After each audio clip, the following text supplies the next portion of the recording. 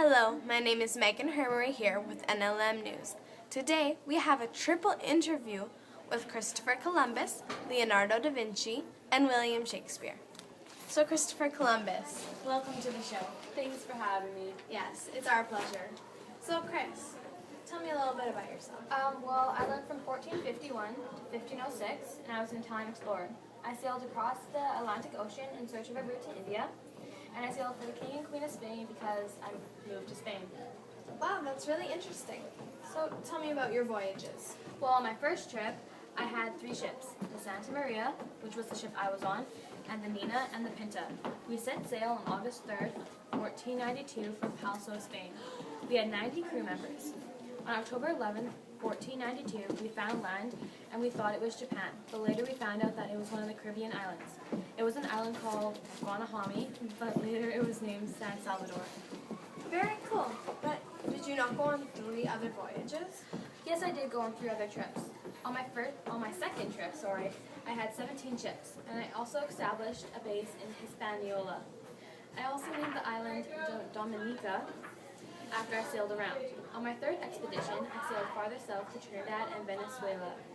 Late May to October in 1498, on my 4th and final trip, May 9, 1502, until November 7, 1504, I sailed to Mexico, Honduras, and Panama in Central America. I also sailed to Santiago, Jamaica. Wow, very interesting.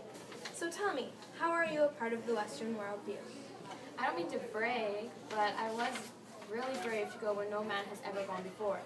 I could have died, but I wanted to go anyways. I was one that showed everyone that the world isn't flat. I helped shaped the Western Worldview. Without me, you probably wouldn't be where you are today. You probably would be in England and wouldn't have the same life that you have today. Very true. Thanks for coming on the show, Christopher. And thanks for having me.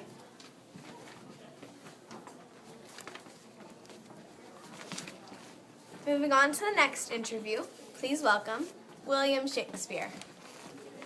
Hello, it's nice to be here on your show today. Yes, so tell us a bit about yourself. Alright, well I was born in Stratford-upon-Avon and was born in late April in 1564, but no one knows the exact date. I sadly passed away on April 23rd in 1616. My parents' names are John Shakespeare and Mary Art. Nice. So tell us more about your family.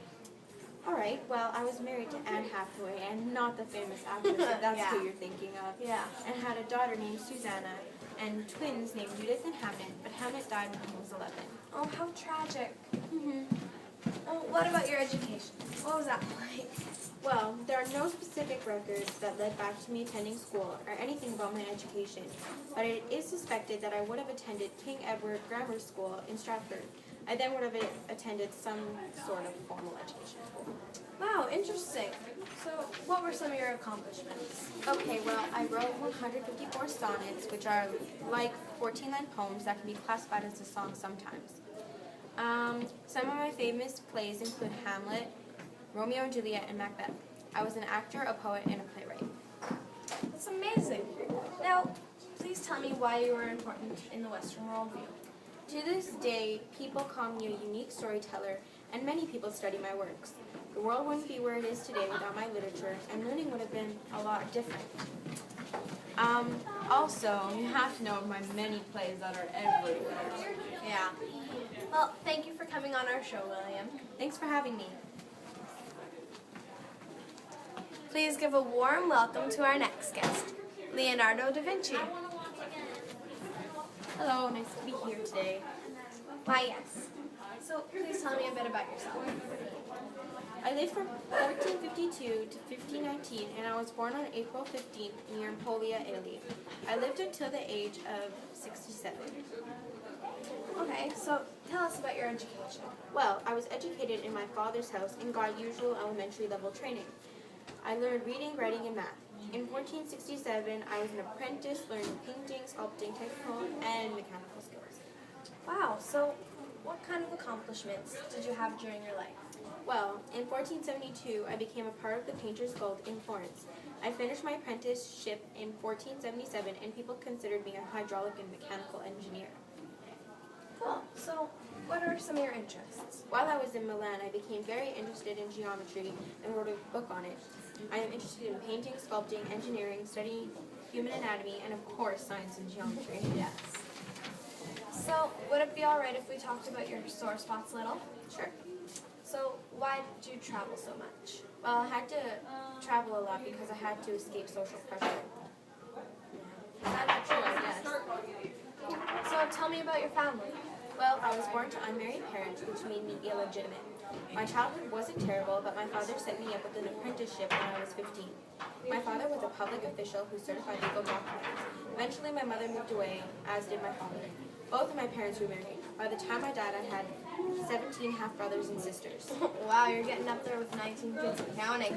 True that, whatever that is. So, how did you help shape the Western worldview?